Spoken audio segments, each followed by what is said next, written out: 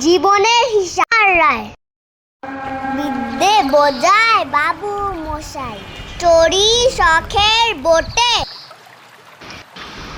মাঝি record বলতে পারি, সূর্য কেন উঠে, চাঁদটা কেন বাড়ে কমে, জোয়ার কেন আসে।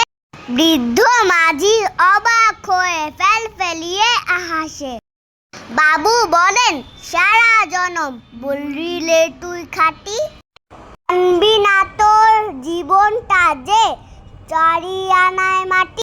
খানিক বাদে কহেন বাবু, বলতো দেখি ভেবে, নদীর ধারা কেমন আসে পাহাড় হতে নেমে।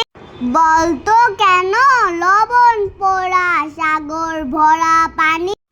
মাঝি সে কয়, আরে মশাই অত কি আর জানি।